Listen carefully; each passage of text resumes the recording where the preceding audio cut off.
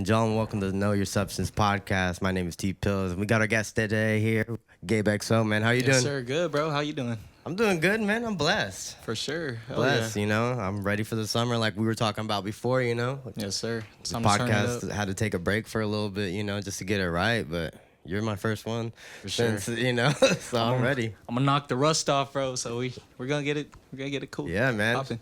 So what have you been up to lately? I see you guys working. I've seen a lot of things happening on the Instagram and stuff. Talk about it. You guys just got back from LA? Yeah, we just got back from LA. We just shot, or we did a couple like content out there, and then we did a little show and a little mixer event. So I networked with a bunch of cool artists. Okay. And this little group called Do What I Want. So it was cool, bro. I mean, just right now we're just trying to push out as much content as we can. Yeah. And just staying in the studio, just trying to work, bro. Yeah, Be keep strong. that consistency, right? Oh yeah, for sure. Yeah, talk about that mixer event, because that's interesting. Like a lot of people, and I've been thinking about this because I started going to like networking events and stuff, like the NAMM show in LA for the music industry of the whole world goes there. No, for sure. It's so important to go to those type of things. What kind of mixer event was this? So it was this group called Do What I Want, and they pretty much they hit me and a bunch of my rapper friends to make some songs for them. So I kind of I made one song for them for their producer tape. So they brought us out there to network with everybody that's a part of that team. It was cool. Like they had me perform a song, and then I met a lot of cool people out there, just like a bunch of artists and curators. It was good. It was a dope experience. Was that your first time in LA, like really working out there like that? Yeah. It's a vibe, huh? It is a vibe, bro. It felt different. Like I was like, damn, I'm really doing this shit. Like, no, yeah. That's cool, man. Yeah. Yeah, when you get out of like the Central Valley and go to the Bay or LA, or even when I was in Atlanta, like it's so crazy how like people connect and communicate differently, and like how open some people are willing to work than others, you know? No, for sure, bro. Yeah. And LA is obviously like the music industry hub of the world. Like, yeah, bro. You know, so obviously everybody's there for the right reason. They're on the same frequency. Oh, for sure. The food spots out there are crazy too. Dude, shout out to LA food spots. LA man. food spots.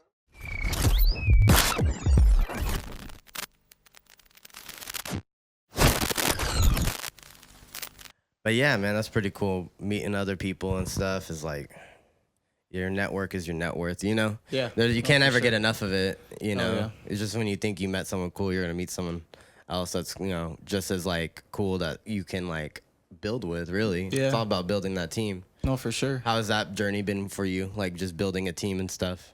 I mean, it's been good so far, especially like this year. I felt like, I've linked up with a lot of people. Met my boy Vic. Shout out to Vic. My boy Vic Verbine, you know what I mean? But yeah, he's been helping me, guiding me to being, on the right track with his music stuff, getting my mental straight.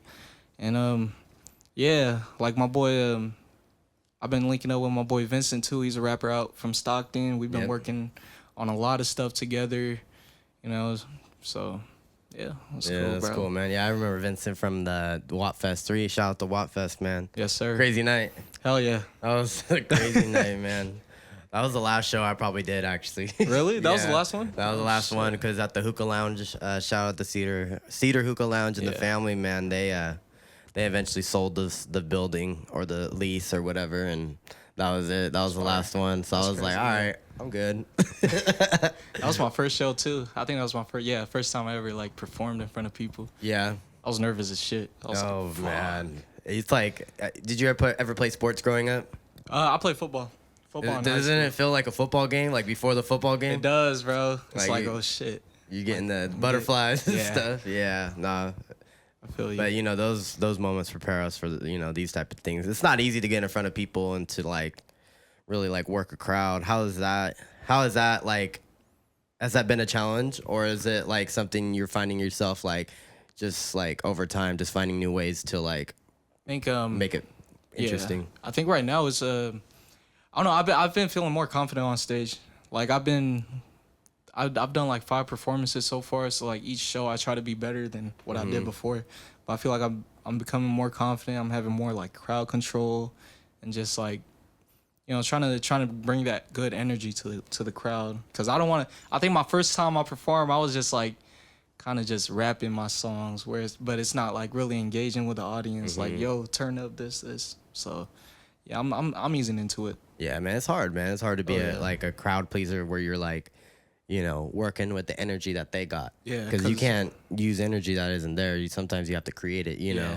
That's what I learned too. Cause it's like sometimes people like you'll perform at these places, but they don't really know your music. So you kind of make them, or you kind of want to make them like, you know what I mean? Like, ooh, who is this guy? Yeah. Like, search you up and I'll try to turn him up. So how I see it is every opportunity that you're on stage is a moment for you to sell your music and sell your brand. Like before, I used to think that too, where I was just like, oh, I'm just here to perform, and if people like it, they like it. But you gotta think about each stage as an opportunity to like really like sell something. So, like, sell a vision, an idea, a dream. For sure. And that's like you gotta take advantage of that. Oh yeah. Start throwing flyers out there. You know what I mean? No, for Get sure. a T-shirt. For real though. There was one time we were gonna bring a Deepwater Record T-shirt up on stage, and I was just gonna throw it in the crowd. Probably like 15 people. Somebody's gonna catch it. Yeah. We'll see. That's cool, man. Yeah, and performing sick. Even like as a DJ, like learning to get more comfortable just being on the microphone. Yeah. And like trying to have a sound that like cuts through the music and stuff. It's kind of like recording. Yeah. Do you feel like performing and then recording in the studio is like a different type of performance for you, or do you feel like it's pretty much the same? It's to me, it's the same, bro. Cause whenever I record, I try to picture myself on stage. Like, I try to, like with my songs, I try to make something like, oh, what would the crowd like connect with, or, you know what I mean? So I try to keep that same energy that when I record to the studio and stuff. But yeah, that's cool. Yeah, for sure. Yeah, man. Well, I'm glad LA worked out. Yeah, bro. Yeah, man, that's sick. Crazy. I'm trying to go out to LA more too, man. Oh yeah. Any people that you like connected with that you would like to shout out or anything? Yeah, shout out one of my boys, Russ Kosan. He's a popping artist out there right now. He does like R&B and stuff. Okay. And he had a hit back then with like I Am Sue and all them. Okay. So he was cool with like the HBK group, but he was giving me like a lot of advice on how to move and how to record my music and just stuff about life. And then my boy Jay Ferrer for bringing me out to LA. Yeah, shout out to Jay. Yeah. Yeah, bro, that's cool. Yeah, like you gotta learn from other people at the end of the day too, because like you can figure it out on your own, but it's so much easier if you like have somebody who's been there, done that. Like a lot of OGs that have been like through all these different experiences, Yeah, no, so you don't have to, you know what I mean? Hell yeah. And I feel like that's starting to happen. There's a lot with the internet and like just more independent artists and stuff. Yeah. A lot more information coming out, especially with like what La Russell he's giving out free game. Oh yeah. That's encouraging other people to sure. give out free game. There's been a lot of like new waves of like people just giving out information. So shout out to them, man, because there's a lot of gatekeepers out there. It's been a lot of gatekeepers for the last like I mean, forever. Like for me, for being like at this level, I feel like I gotta be all ears. Like I gotta take in what everybody tells me and just try to learn from it or grow from it. Yeah. It's like I'm not gonna be like trying to fucking act like I know everything. Like, oh yeah, I heard this shit. But no, I'm just gonna take everything with make it my own way. Yeah, there's more power in just listening and keeping your mouth shut sometimes, because we don't know everything. No. Especially like when we know where we want to be, and even those people where they're at, they feel the same way about going higher, Hell yeah. You always gotta stay humble in that regard. No, for sure. To the music, because I was listening to some of your stuff on the way here, because I remember I was listening to it preparing for Wattfest 3. I was making a playlist, so I was listening to your stuff. You're a vibe. I appreciate it, You got a lot bro. of cool stuff, man. Thank you, bro. I appreciate it. How do you feel like? So when did you start making music? Let's go right there. I started making music back in, I'd say like 2015. I remember I was in high school. But I didn't really take it seriously until like after high school. So I'd say like 2-3 years ago. Yeah. That's when I started like trying to do videos and trying to push my stuff out. But yeah, I've been doing it for a minute. Yeah, man. How do you feel like your music has evolved? Maybe not from high school, but like from when you first started taking it serious. I feel like I'm more confident now, Yeah. and like I feel like the quality of my music is better, lyrics, everything. To be honest, like I just feel more confident in myself to push it out. Yeah. You know? Without it, like name dropping or anything, would you have any like crazy like studio experiences? Like we were talking about earlier, it was like 100 degrees in the room.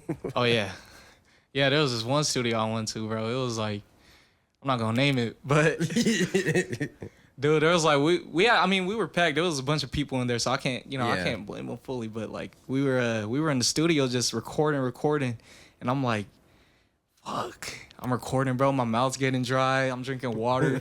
I got pit stains on my freaking shirt.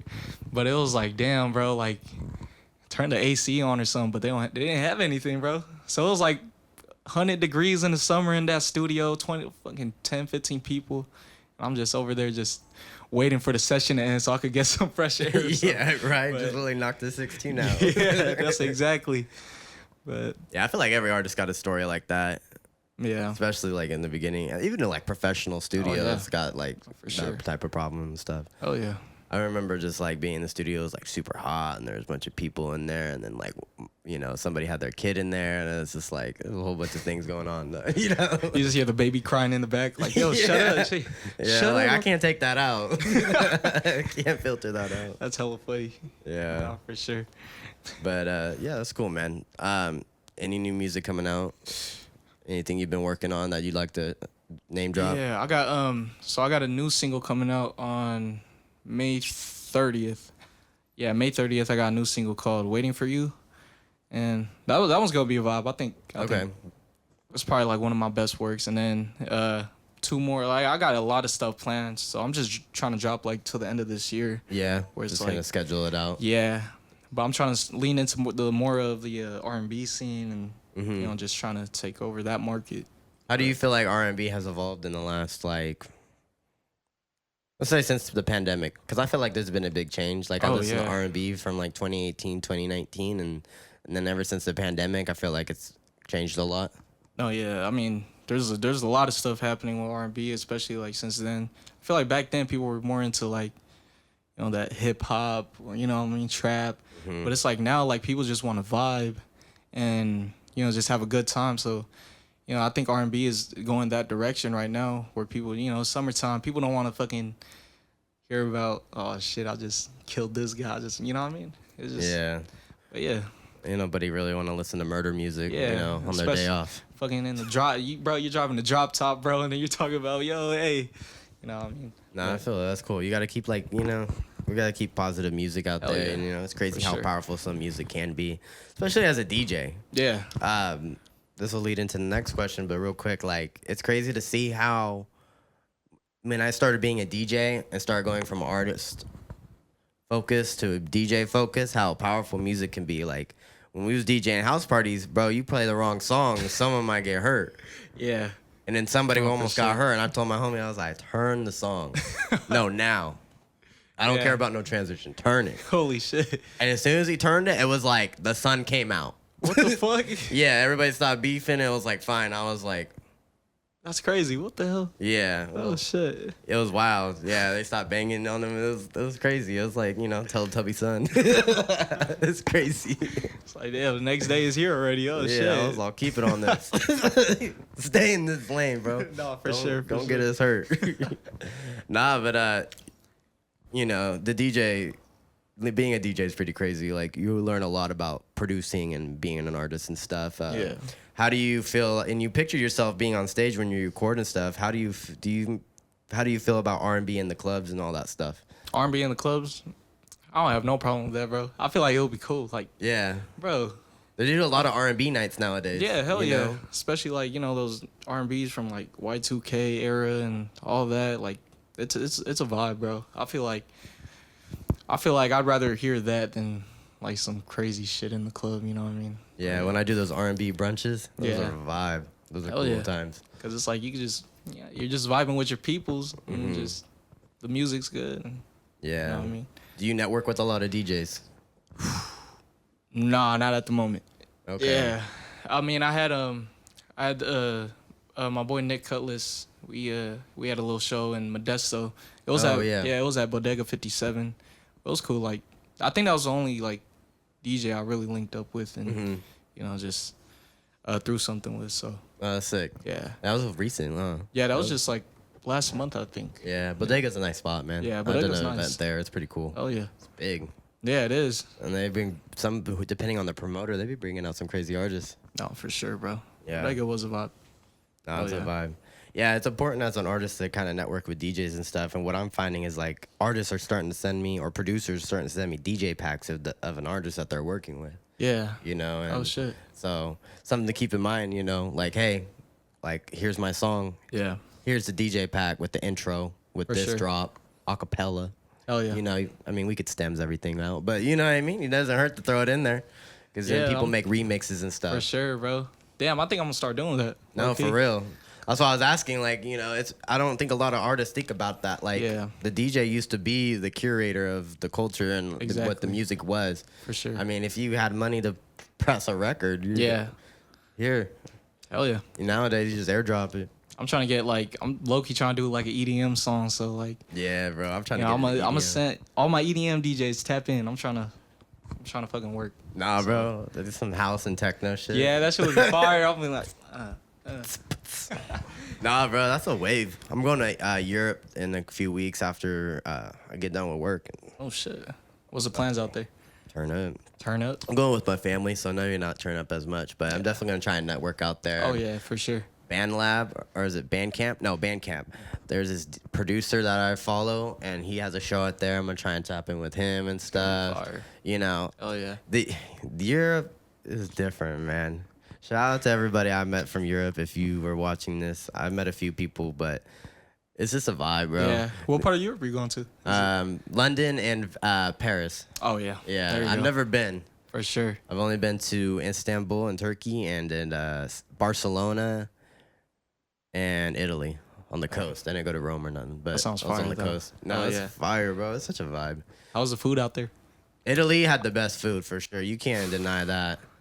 Man. Spain, it was cool. I like Spain a lot. They know how to turn up out there. I feel like Spain got a crazy music scene. Oh yeah. I bet, dude. I bet. Hell You yeah. know, and like For sure. it's crazy to see American music on an international stage too. Really? And like to see how it's experienced. I mean, this was during the Kendrick time when Kendrick had just dropped "They Not Like Us," and Yeah. they're playing it there, and everyone's singing it, and you're just like, dude, like You're I'm like, over here holy in shit. Spain, Yeah. you know.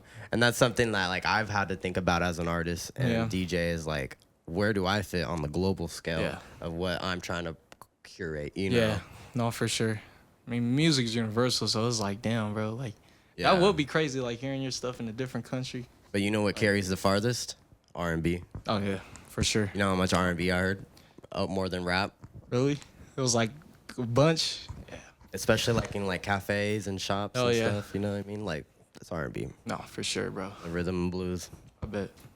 I'll be crazy. Yeah. Well, anything else you want to like tell the people? What do I want to say? Oh yeah, yeah, yeah. Was crazy, Okay, bro. Yeah, we for could talk sure. about that. Are you? All right. What do I want to say? Fuck, how do I bring it up, bro? All right, I got you. So like, any recent studio sessions that like you felt like you learned a lot, or this was like super like not learned a lot, but maybe it was just like. Because we go through moments as artists, I feel like, where we kind of like, oh, that was a step up. Yeah. You know what I mean? Like, oh, that made me better. That challenged me. Oh, that like changed everything. Like when I go to shows and I network with people, or when I like have a gig and then it gets another gig, it's that stair step of like not elevation, but evolution. Yeah. And like there's moments that are really important because I feel like those drive us the most. Have you had a studio session like that recently? Yeah, bro. My studio session in LA, it was just last week actually. But I worked with this guy named Mixed by Marv, bro. Crazy I engine. think I've heard of bro actually. Yeah. But yeah, he's based in I think North Hollywood. But working with him was crazy, bro, cuz I think he was like one of the only engineers who really like pushed me to try different like ways to sing my ad libs or try to change stuff up, cuz usually like when you record stuff, like most of the times engineers will just leave it at like that. Like, all right, yeah, I'll record that shit again. But he'll be like trying to push me, like, yo, actually feel that shit. Like, all right, we're gonna take this out. I want to try this. So it was cool, bro. I never experienced something like that before, and I felt like it made the music like 10 times better. Yeah, bro, it's good to have a good engineer and producer to like have a vision, because as an artist, like you're thinking of like so much already. Yeah. You know, and if you have somebody that can help coach you through and kind of guide you through that time, like it's super important, because they can think something that you're not thinking, you know. Then like, comes up with it, yep. Like even with artists I've worked with, they're just like, you know, I like working with you because you don't just record and are like, it sounds good. Yep. You're actually like engaging, you know what I mean? Yeah. So, oh yeah. Sorry, I thought it was the camera. But yeah, like on that topic, it's like working with that type of engineer, like you're actually like engaging with it, and the music just comes out 10 times better, bro. Like you come up with or you hear ideas where you just never thought of, and it opens up a whole new fucking way to make music. It's crazy. Yeah, bro. But, yeah. You just focus on being the artist, the singer, for sure. and then boom. Boom, a hit is made. Yep, boom. That's cool, man. Yeah, those are good moments and stuff. For sure. Any other events and stuff you got planned coming up? I'm trying to think. I think we're probably gonna be doing a few more shows these next coming months, and then honestly, bro, I'm just trying to lock in the studio and try to, hopefully push out an EP by the end of the year, or maybe even a project. But I'm just trying to focus on my content and music and just you know what I mean, just focus on online presence. Music. Exactly, online presence. Yeah. No, wow, so far, man, you're doing a great job. I see y'all working, man. I really do see the work. I appreciate it. You know, Thank you. But yeah. Vic, you want to say something? Nothing off the top of my head. But shout out Tpillz. We're trying to build connections. We're trying to work. Hold on, bro. Come over here. In the camera. Wait, do I hop on? Yeah.